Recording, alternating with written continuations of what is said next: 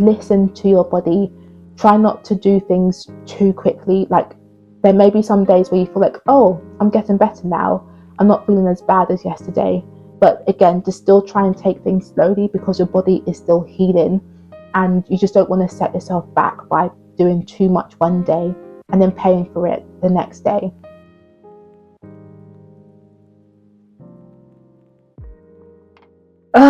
Guys, I am back. I'm currently just under 2 weeks post my operation, and the last 2 weeks have been a lot. They have been a lot. And I'm honestly so glad and grateful that I can even come on and like do my hair, do makeup. I haven't worn makeup in nearly 2 weeks. Put jewelry on and try and make myself like feel and look better. So grateful, of course, that I've had this laparoscopy done. I know that laparoscopy surgery is not a cure for endometriosis. I'm praying that mine does not come back. But yeah, some of us just need to have this laparoscopy done, essentially, because our endometriosis is just causing too much issues. So in my last video, I shared with you how the surgery actually went for me. And yeah, go back and watch that video. Epidural, blood transfusion, in hospital for 3 days, etc. But I am so grateful that I've finally got this done, and I can hopefully move on with my life. And I'm doing so much to try and look after my health, like naturally and holistically, and learn all that I can about endometriosis. And not only do I have endometriosis, I also have a fibroid. I've also got Graves' disease, which is a thyroid autoimmune condition which causes hypothyroidism. And I'm having stomach cramps right now.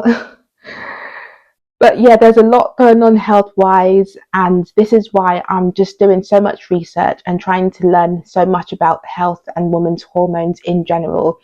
And I want to be sharing with you what I'm learning, because this is so important. This is so important for all of us.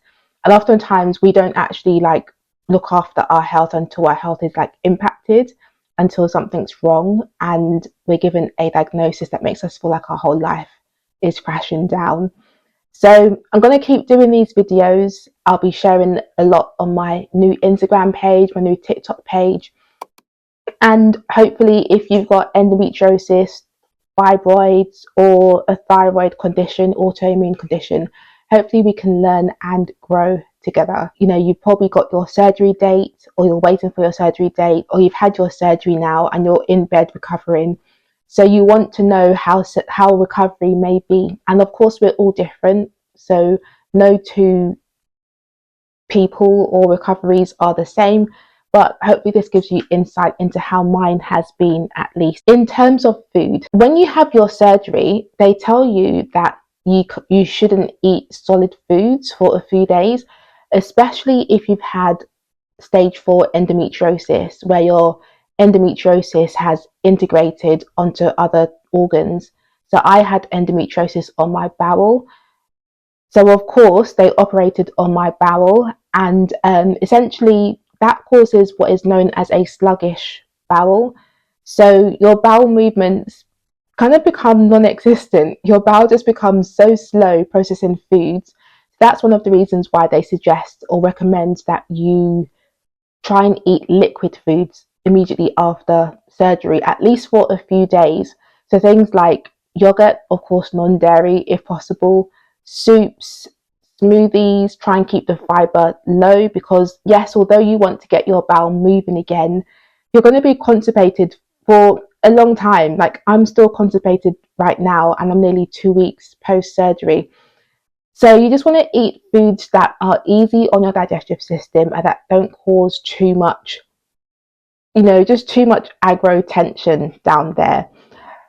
My hospital, though, didn't seem to have endo-friendly things on the menu. Again, I was in hospital for 3 days. So I didn't really have a choice. I did eat fruits, just trying to stay low on the fiber. But yeah, I couldn't really adhere to the liquid only diet that is often recommended after endometriosis laparoscopy. And that may have been contributing to my constipation. I don't know, but my constipation has been so bad. It has been so bad post surgery.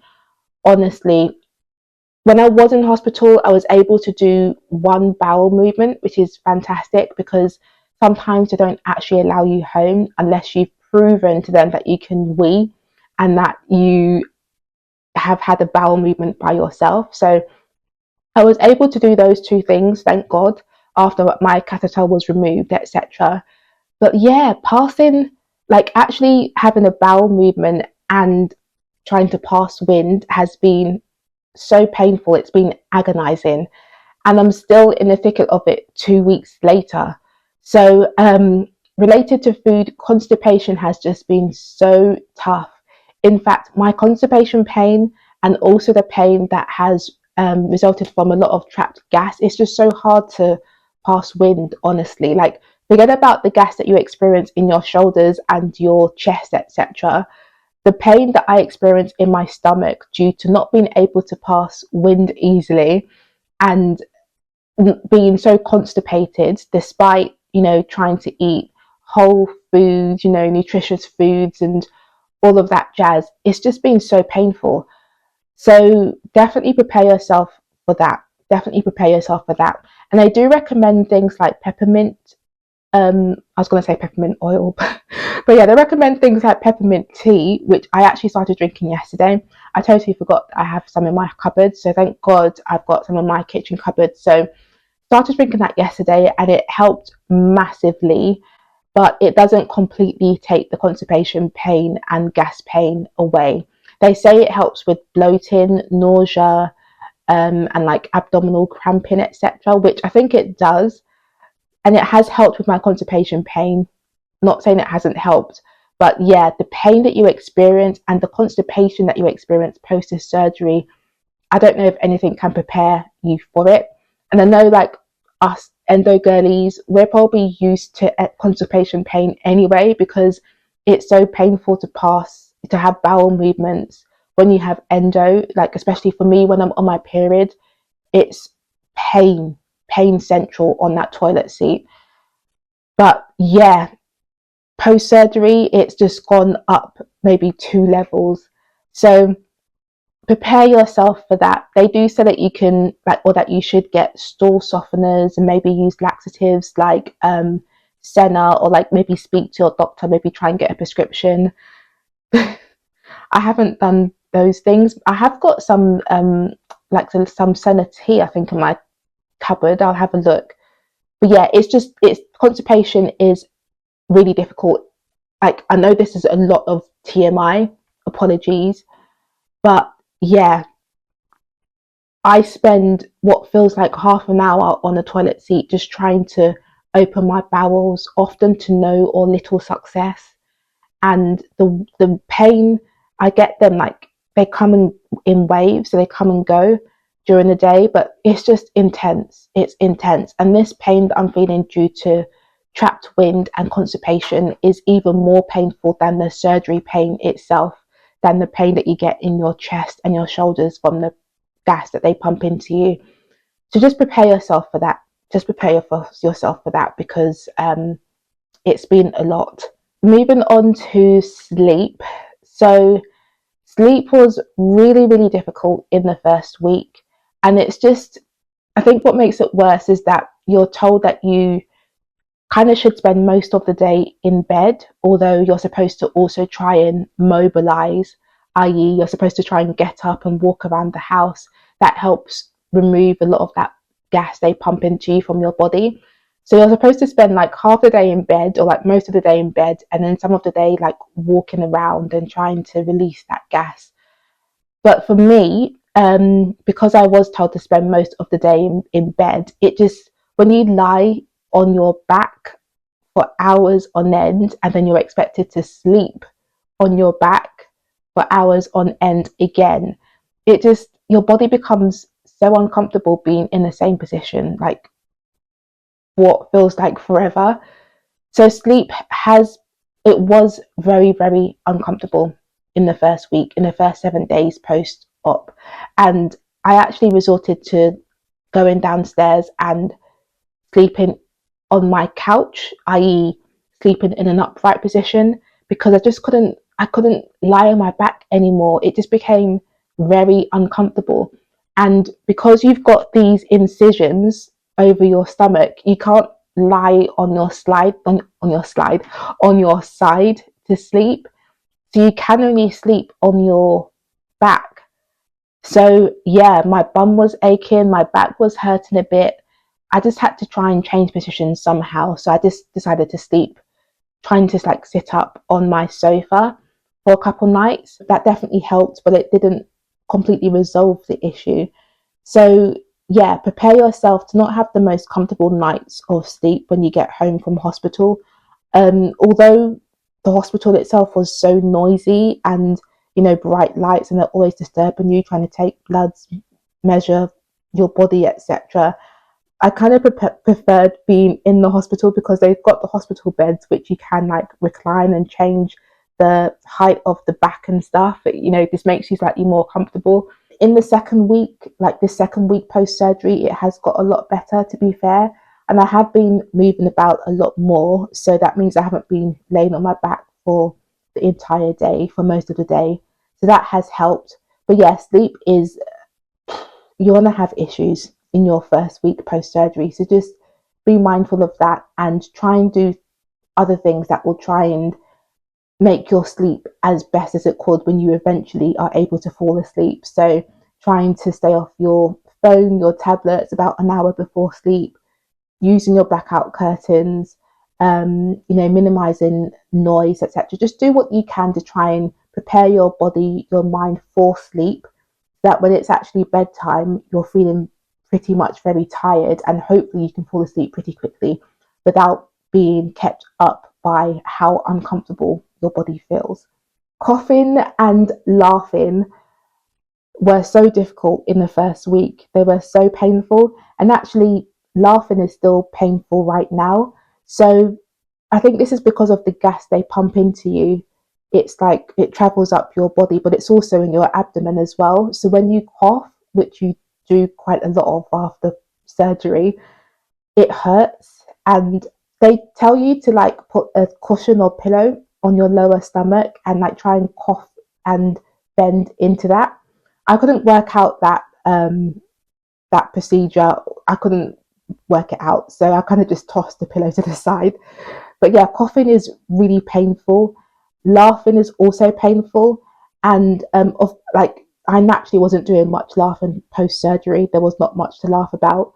But when I came home, and my husband has been looking after me, he's been making me laugh like annoyingly. So it's just been very painful laughing and coughing. So during this recovery period, when you're in bed, like spending most of your day in bed, please do not spend your day watching comedy, sitcoms, avoid memes. Just try and not laugh as much as possible because it's gonna hurt. It's gonna hurt. Showering was also pretty haphazard post surgery. I did shower, I think it was the day after surgery, or maybe the second day. I say shower, but I use that term loosely because, as you saw in my previous video, it was like a flannel body scrub. It wasn't a shower. But yeah, because you're in pain, it's difficult to bend down. You don't want to reopen your incisions.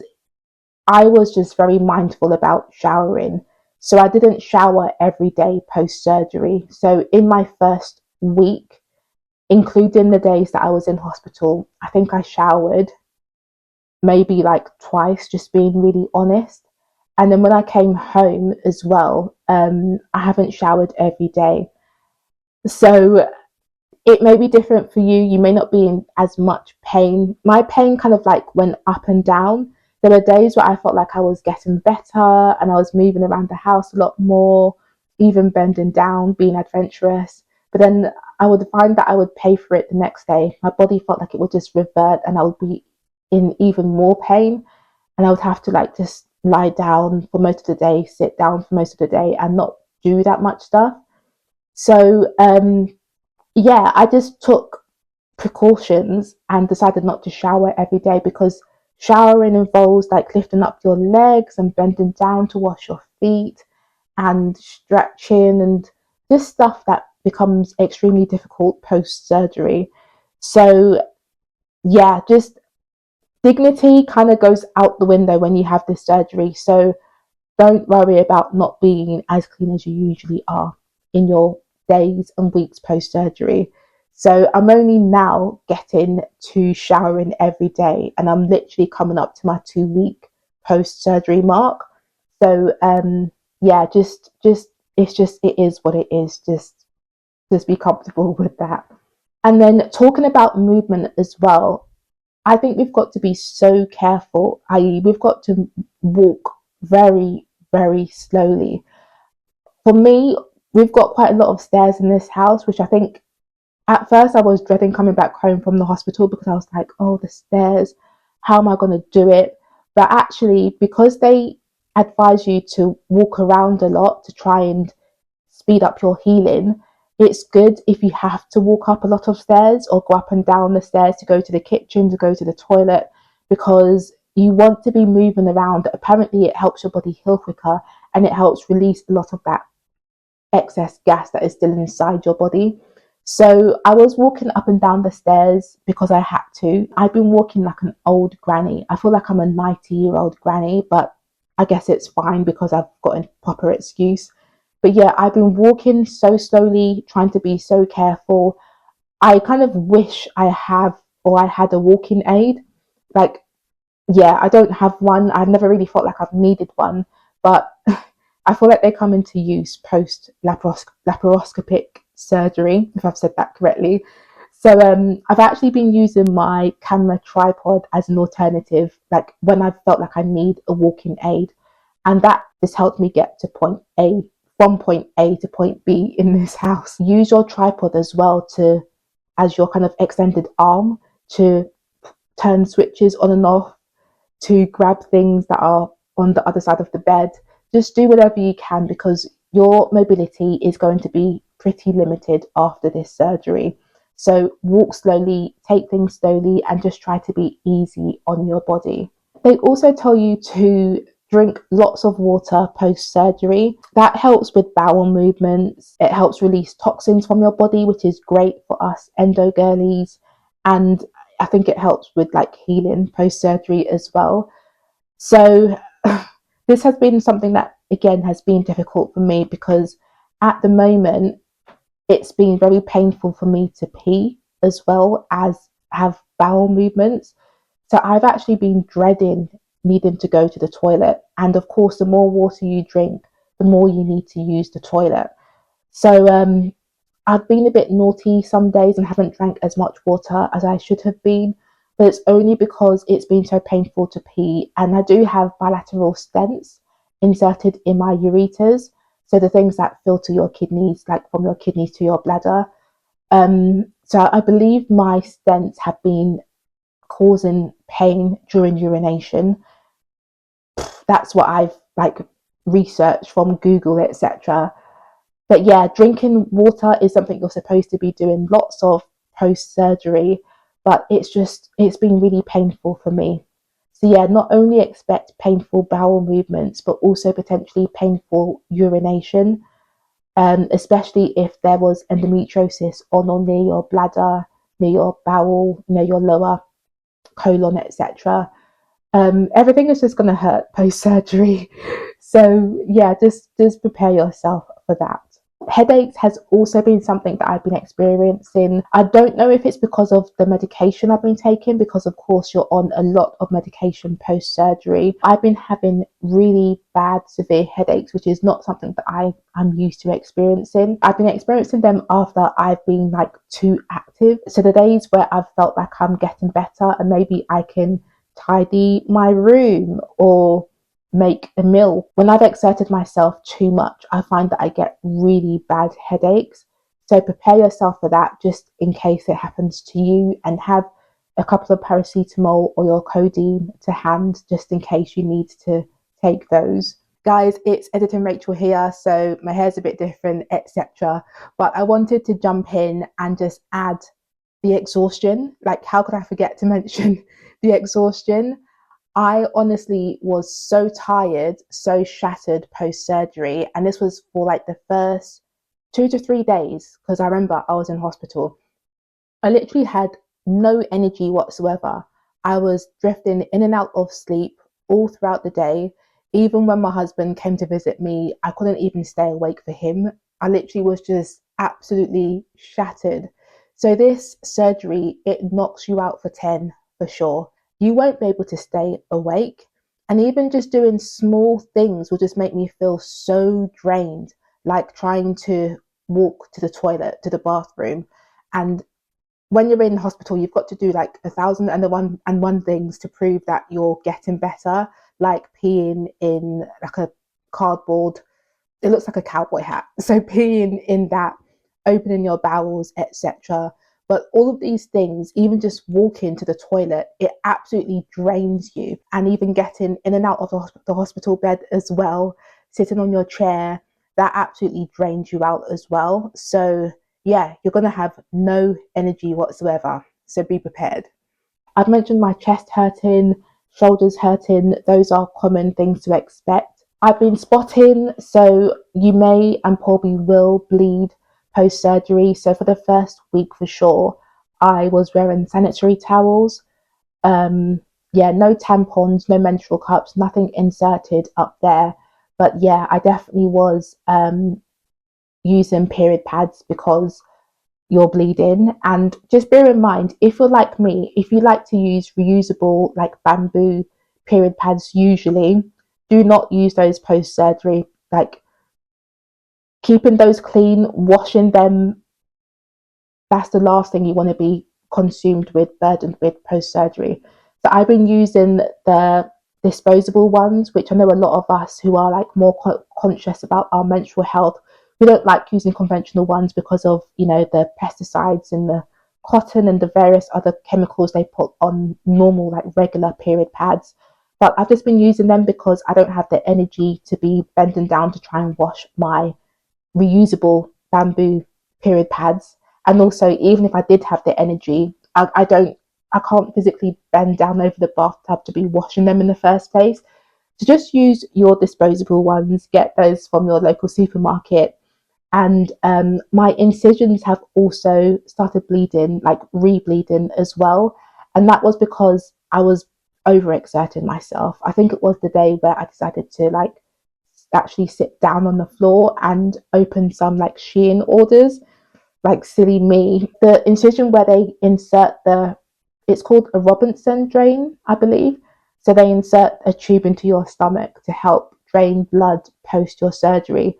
That started re-bleeding a few days after surgery because I was just like bending down and trying to sleep on my side. All the stuff I'm telling you not to do, I was doing those post surgery, and that's why I now know not to do them. But yeah, due to like bending and overexerting myself, one of my incisions started bleeding again, and it was bleeding a lot. I actually thought that I would need to go to A&E, so like back to the hospital for them to like redress my wound. Thank God my husband had a first aid kit at home. But yeah, we sorted that out. But just bear in mind that you may start bleeding again. So have some plasters on hand or like some bandages on hand at home. Painkillers have been really great post surgery. They do give you quite a few like prescriptions to take after your surgery. So I had to inject myself every day for the first 7 days, which was not fun and yeah, pretty painful. I was taking some kind of liquid blood thinner. I'm on iron tablets for the next 3 months because my hemoglobin is so low. You've got your codeine, your painkillers. Try and set reminders or an alarm on your phone so that you don't forget to take those. But yeah, post surgery, it's a lot. It's a lot, but it does get better in your second week. So, for example, this week has been so much better compared to last week. I'm still in pain. You know, I still feel some days like I'm in agony. I'm always trying to be grateful that I've had this surgery now, that I'm not on the waiting list any longer. But yeah, it's it gets better in your second week, but it's still tough. I still don't feel ready to go back to work. I'm not trying to be too adventurous. Like, I'm not cooking full-blown meals. I'm not doing too much around the house. I'm still trying to be very cautious and careful. I haven't been outside, like, I'm not taking proper walks, but everyone's different. So just listen to your body. Try not to do things too quickly. Like, there may be some days where you feel like, oh, I'm getting better now. I'm not feeling as bad as yesterday. But again, just still try and take things slowly because your body is still healing, and you just don't want to set yourself back by doing too much one day and then paying for it the next day. But yeah, you will get better. I know we all will get better. It just takes time, and it's about trusting our body's ability to heal, and also supporting our body via eating, nutritious foods, and just trying to keep yourself relaxed and stress free, looking after your nervous system, etc. There's so many things we can do to help our body heal, and this period of time is so important. So please try not to rush back to work too soon if you don't have to, because this may be the only chance that you get in a long time to actually stop and slow down and just press pause on things and just look after yourself, like turn inwards and truly give your body the rest that it has been searching for so long. If you're like me, you live a very busy, demanding life, and my body has been needing a break like this for a long time. So actually, it's good that I've been forced to slow down and to be still and to just focus on myself, because I feel like my body, my nervous system was just so dysregulated and everything was just in overdrive. Like, I've got hyperthyroidism, Graves' disease. Everything was just on overdrive, overstimulation for so long. So I actually needed this time to just slow down and lie in bed and be still and look after myself. So give your body that time, that support it needs to truly fully heal.